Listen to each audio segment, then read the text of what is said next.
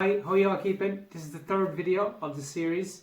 We're going to concentrate on the hip and the knee and the ankle. We're also going to do a little bit on the back, and it's going to be quick, it's going to be safe, and I hope you'll give it a try at home. So the thing you have to remember about the hip is that it can be a little bit unstable, especially if you have CP or spina bifida, any kind of neurologic disorder.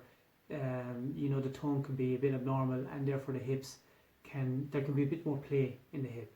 Now, when you're doing the movements that I'm going to show you, you might hear a little bit of a clunk. Don't panic.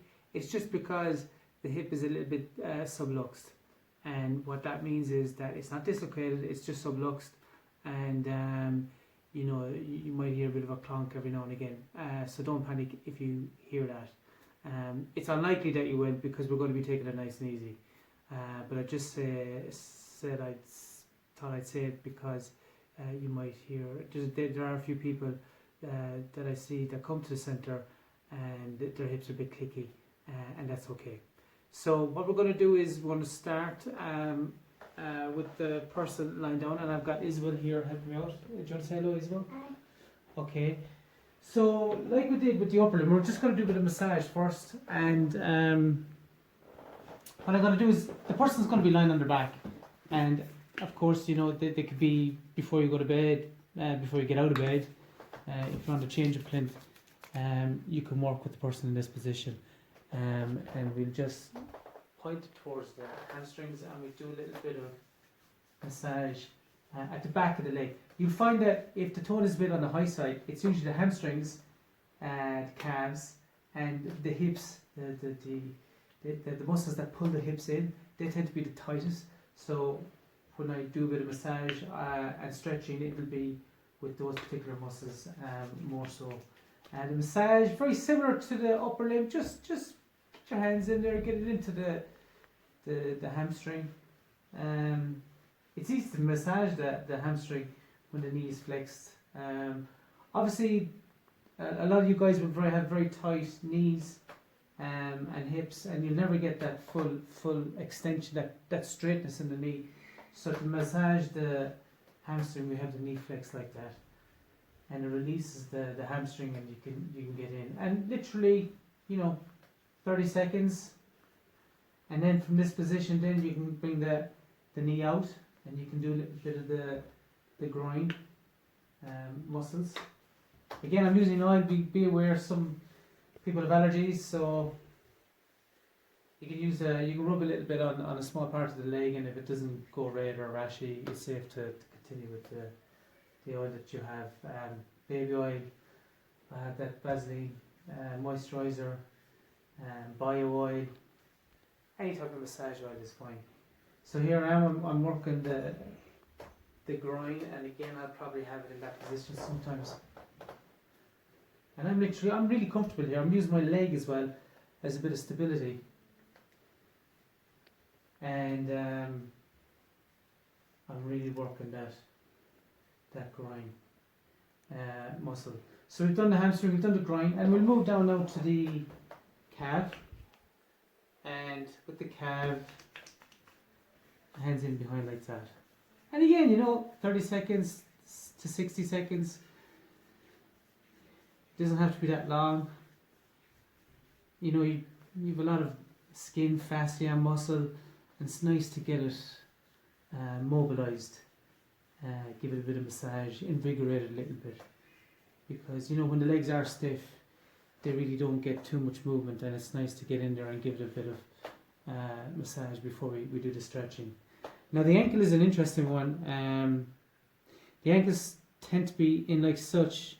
Some people's ankles are out like that, and what we'll do is we'll probably spend a lot of time on the calf, because the ankle is pointing away, and the calf is contracted, and you want to kind of maybe relax that calf.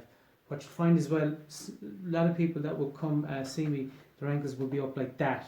Okay, so this is the ankle here, and the ankle will be up like that, so we want to stretch it out this way. Sometimes we just maybe rock it up and down like that, just to relax it. Can you relax your foot there for me? I'm not going to... So you might just move the ankle like that. So the ankle, will go up and down, and it would roll in and out.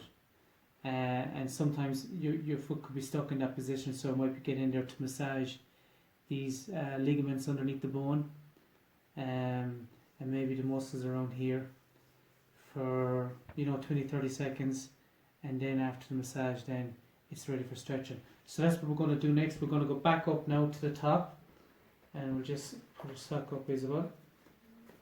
And we're going to start with the back. So what we'll do is we're going to get the legs up like that, and we're going to just work the hips up and down, nice and easy. Everything's 15 times. So we do 1, 2, and we're getting in a bit of the lumbar spine here, not just the hips. So the hips are moving, and then the lumbar spine is moving as well. So when you work within this range, we're getting the back, and we might do about 15. And when we get to 15, we might just hold it there like that. There. Now, if the hips only go to there, that's fine. Don't go as far as where you feel the end of range, and then stop. Obviously, if the person working is non-verbal, look at the face, make sure that you're not hurting them. If they have a peg in situ again, just make sure you're not squashing it. Simple things like that, and go nice and slow, up and down. And when you get to 15 reps, stay there and count to 15, so to get a bit of a stretch in that range.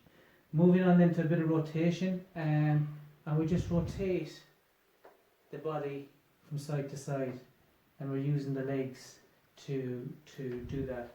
Now obviously Isabel is a bit smaller than an adult, so you might be doing this in the standing position. And watch your posture. I'm just transferring the weight from one foot to the other. I'm not doing this.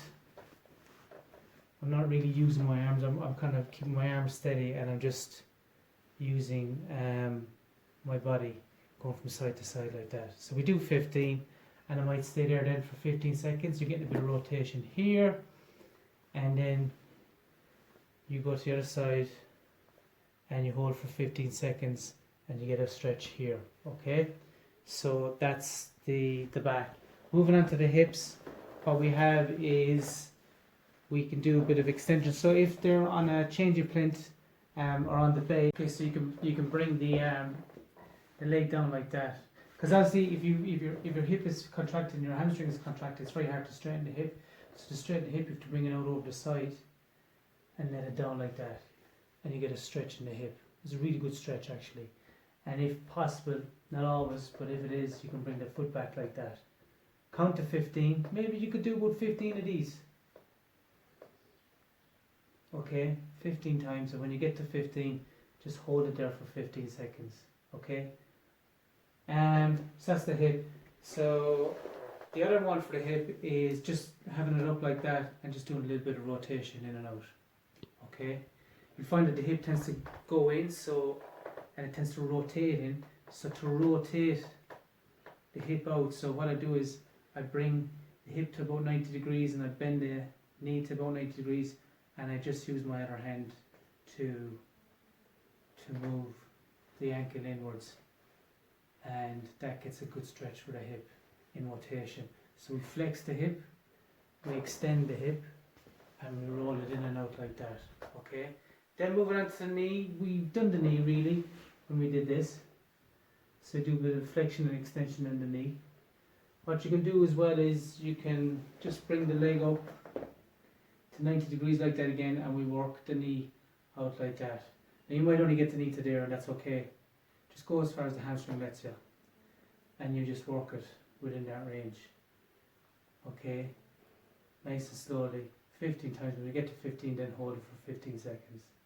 Moving on to the ankle, we spoke about the calves. So when we're doing the ankle, try and get the knee as straight as you can. You can get a pillow and you can kind of support the knee like that as you do the ankle, and you can maybe